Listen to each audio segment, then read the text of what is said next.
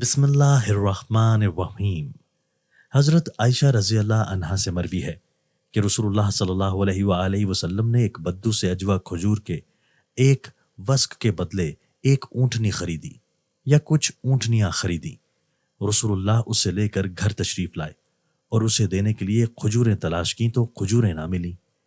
آپ باہر تشریف لائے اور اسے فرمایا، ہم نے گھر میں اجوا کھجور تلاش کی تو ہمیں نہ ملی۔ بدو نے کہا، ہائے عہد شکنی۔ لوگ اس کی طرف بڑھے اور کہنے لگے، اللہ تجھے برباد کرے، کیا رسول اللہ صلی اللہ علیہ وآلہ وسلم عہد شکنی کریں گے؟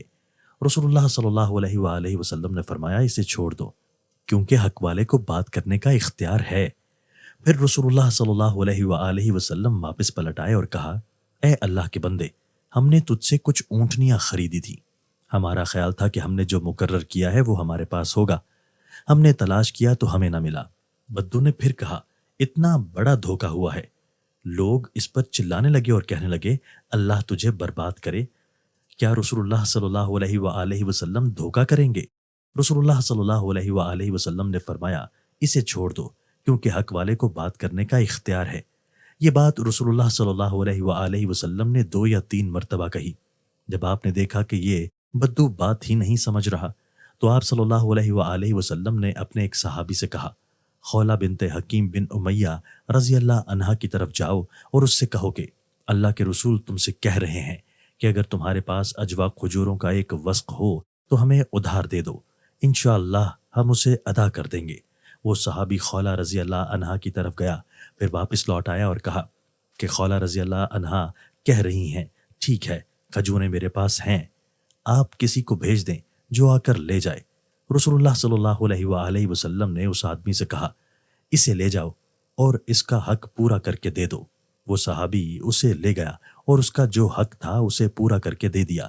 وہ بدو رسول اللہ صلی اللہ علیہ وآلہ وسلم کے پاس سے گزرا۔ آپ اپنے صحابہ میں بیٹھے ہوئے تھے۔ جزاک آپ نے عمدہ طریقے سے پورا کر کے دیا۔ رسول اللہ صلی اللہ علیہ وآلہ وسلم نے فرمایا، یہی لوگ قیامت کے دن اللہ کے ہاں بہترین ہوں گے، جو عمدہ طریقے سے ماپ تول پورا کر کے دینے والے ہیں۔ حضرت انس رضی اللہ تعالیٰ عنہ سے مروی ہے کہ نبی صلی اللہ علیہ وآلہ وسلم نے فرمایا، بڑا اجر بڑی مصیبت کے ساتھ ہے، اور اللہ تعالیٰ جب کسی قوم سے محبت کرتا ہے تو انہیں آزمائش میں مبتلا کر دیتا ہے۔ جو راضی ہوا اس کے لیے اللہ کی رضا ہے، اور جو ناراض ہوا اس کے لیے اللہ کی ناراضگی ہے۔ حضرت عمر بن ابسہ رضی اللہ تعالیٰ عنہ سے مروی ہے کہ میں رسول اللہ صلی اللہ علیہ وآلہ وسلم کے پاس آیا اور کہا، اے اللہ کے رسول، اس دین پر کس شخص نے آپ کی پیروی کی ہے؟ آپ نے فرمایا، آزاد اور غلام نے۔ میں نے کہا، اسلام کیا ہے؟ آپ نے فرمایا، عمدہ بات کرنا اور کھانا کھلانا۔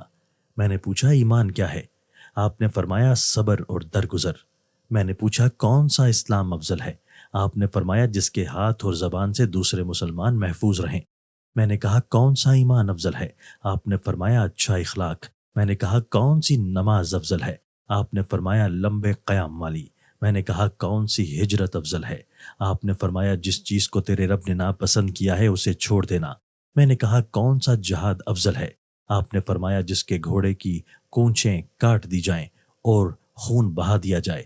میں نے کہا، کون سی گھڑی افضل ہے؟ آپ نے فرمایا، رات کا آخری حصہ۔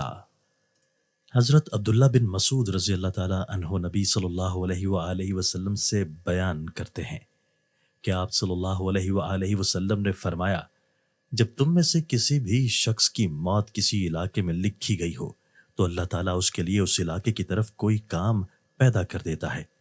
جب وہ اپنے مقام تک انتہا تک پہنچ جاتا ہے تو اللہ تعالیٰ اسے فوت کر دیتا ہے۔ قیامت کے دن زمین کہے گی، اے رب، یہ وہ بندہ ہے جو تو نے میرے پاس امانت رکھا تھا۔